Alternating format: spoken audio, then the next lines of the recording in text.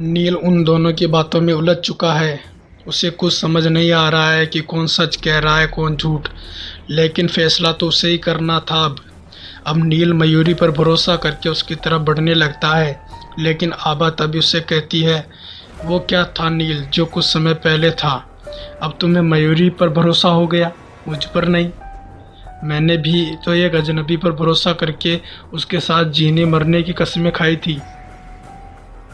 जब तुम मेरे करीब आई, मुझे प्यार करने, अपने आगोश में लेने, मैं सब भूलकर तुम्हारी बाहों में सिमट गई और तुम मुझ पर भरोसा नहीं कर रहे आज। मैं आज तुम्हारी और अपनी जान इस पिशाचनी से बचाना चाहती हूँ, लेकिन तुम्हें अपनी आभा पर रत्ती भर भी भरोसा नहीं है। कोई बात नहीं नील, जाओ मयूरी के पास।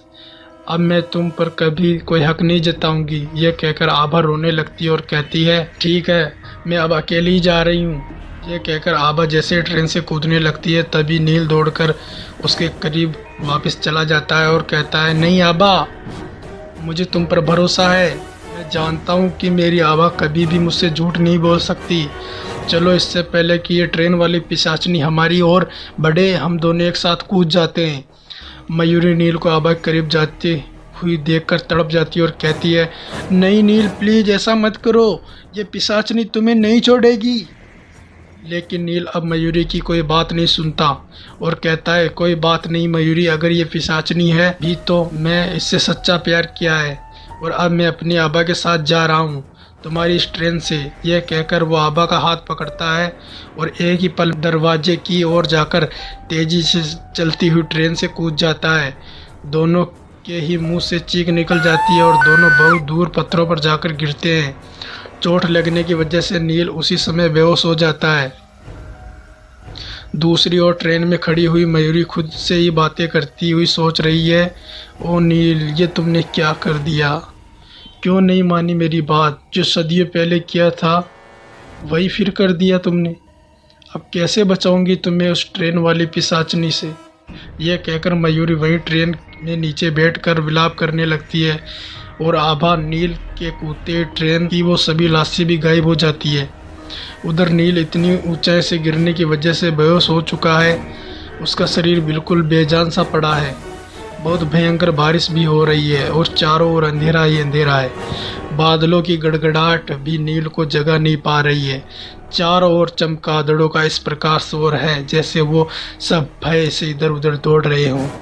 कुछ देर बाद नील को होश आता है और वो खुद को एक खूबसूरत से कमरे में पाता है।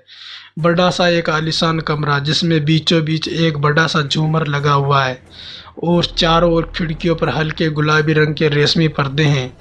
जिस बिस्तर पर नील लेटा हुआ है वो भी बहुत ही सुंदर और आकर्षित है।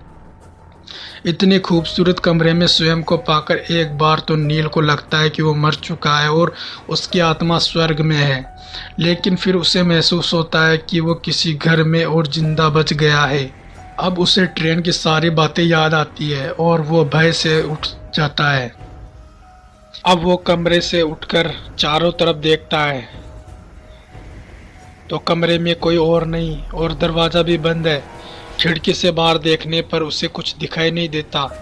अब वो दरवाज़ा खोलकर जैसे बाहर जाने लगता है तो देखता है कि तभी दरवाजे से आभा आ रही है। आभा को आते हुए देखकर नील को बहुत तसल्ली होती है और वो उसके गले लग जाता है। अब नील आभा से पूछता है, ये किसका घर है? हम तो ट्रेन से कूद गए थे ना, फिर इसके बाद क्या हुआ? मुझे कुछ याद नहीं। हम दोनों यहाँ कैसे पहुँचे? तुमने अपने कपड़े कब बदले आभा? एक ही पल में नील ने आभा से बहुत से सवाल पूछ लिए। अब आभा शांति से उसे कहती है, नील चिंता मत करो, अब हम बिल्कुल सुरक्षित हैं।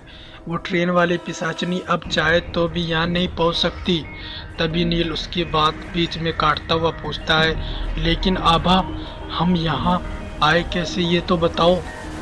अब आभा उससे कहती है, नील, हम तो बेहोश हो गए थे कि तभी एक बुजुर्ग दंपति वहाँ से जा रहे थे और वो ही हमें बेहोशी की हालत में यहाँ अपने घर ले आए।